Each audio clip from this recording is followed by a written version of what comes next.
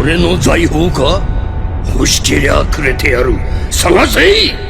この世のすべてをそこに置いてきた。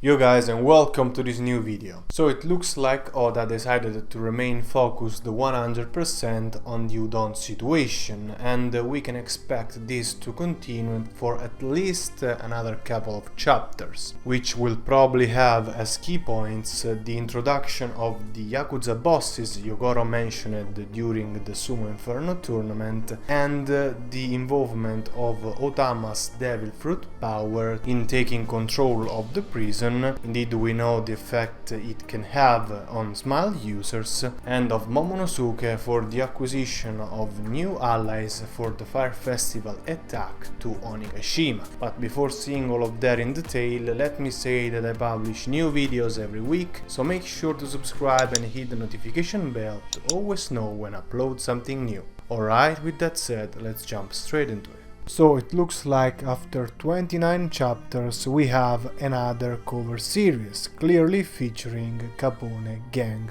badge, and apparently taking place immediately after his escape at the end of the Whole-Cake Island arc, and so about 20 days before the current events. Now in One Piece there are two different types of cover series. Those that show many different characters from all over the world, and those that follow what happens to a specific person in a certain moment of the plot. And of course that which just began seems to be of this second type, which is also the one more strongly connected to the next developments of the story, since the character and his adventures always end up being involved in future events. Now in this case it's clearly too soon to try to predict which direction Badge's actions will take, but I at least hope it will give us some hints about what happened to Germa 66 and in particular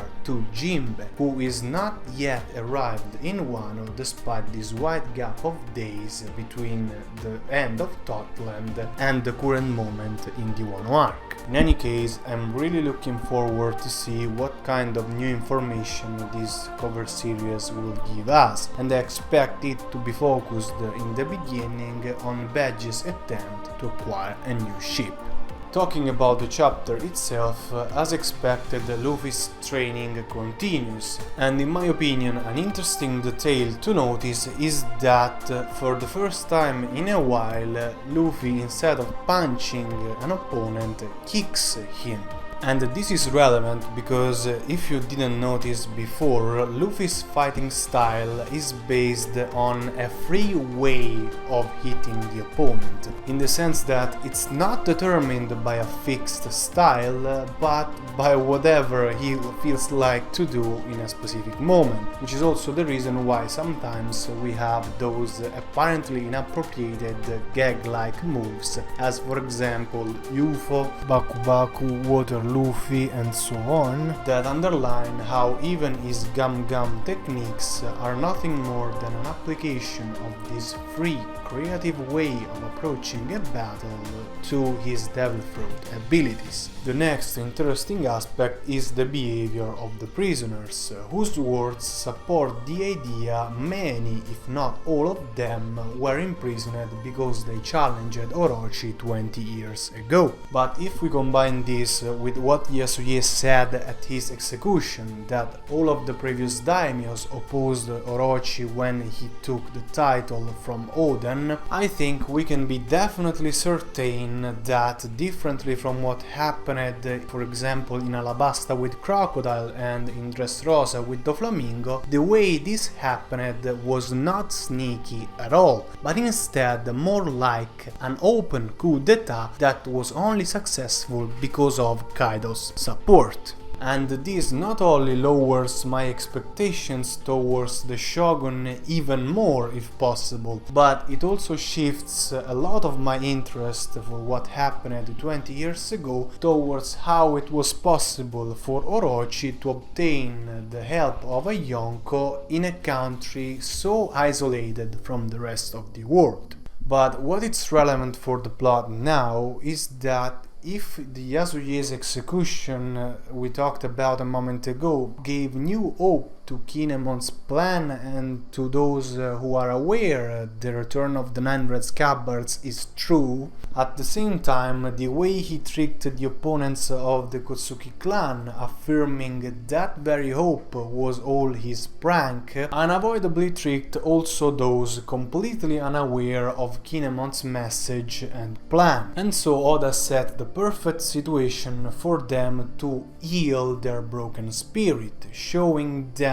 the Nine Red Scabbards continue to live in the perfect condition possible, with Udon completely separated from the rest of the country thanks to the unexpectedly helpful support of the man no one expected to be so important, Karibu. By the way, I find interesting how, even if it should be easy for Luffy to hide his identity in Wano, everyone immediately recognizes him as an outsider. But since this fact doesn't really seem to make a difference in how the events unfold, I wonder whether Oda wants to associate it to a much more relevant aspect of the plot later in this Wano arc. In any case, that situation allowed us to discover why Queen is called the Plague, and the fact he didn't use his chemical weapons against the Big Mom, in my opinion, is a definitive proof we will see him fighting again, this time using the characteristic weapons he himself crafted during the final climax of Onigashima. And this characteristic could open the possibility that those who will face him in the end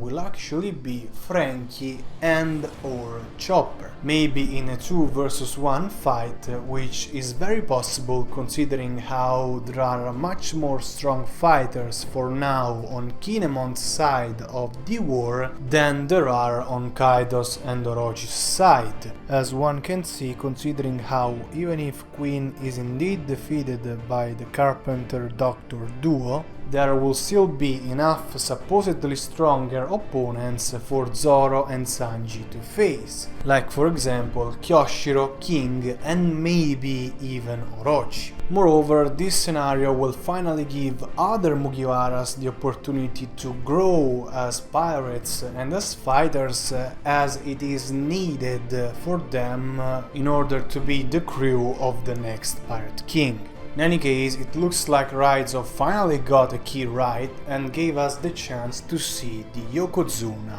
Kawamatsu. And while the association to rivers in his moves and the way he talks and his love for sumo wrestling are features traditionally associated to Kappa, his overall appearance with the webbed hands, the sandals and his water-related fighting style, in my opinion, clearly confirm he is a fishman, suiting with the expectations created by Inuarashi's and Hiyori's short flashbacks. And for what concerns the sea creature he may be associated to, considering his face with that sort of beak and the 2 holes for a nose, and the fact in the folklore Kappa are thought to have a turtle-like carapace, since the cases of Ikaros and Echan are a proof the creatures fishmen are related to are not necessarily fishes,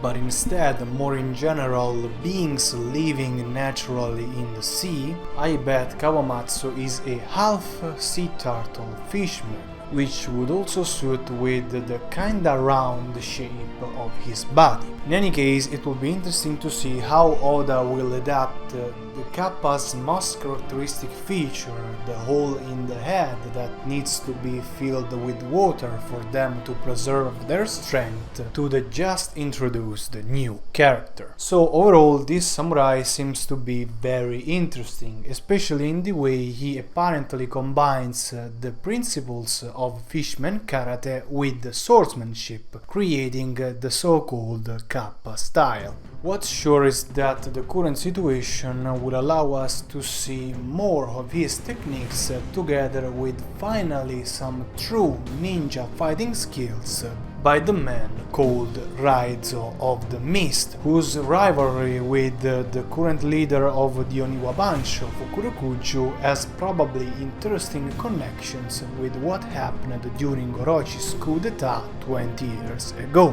And so, waiting to see some true action from the Scabbards in the next chapters, that's all for this video. Thank you very much for watching, don't forget to leave a like, and make sure to watch also these other videos by the channel. See you next time. Janne.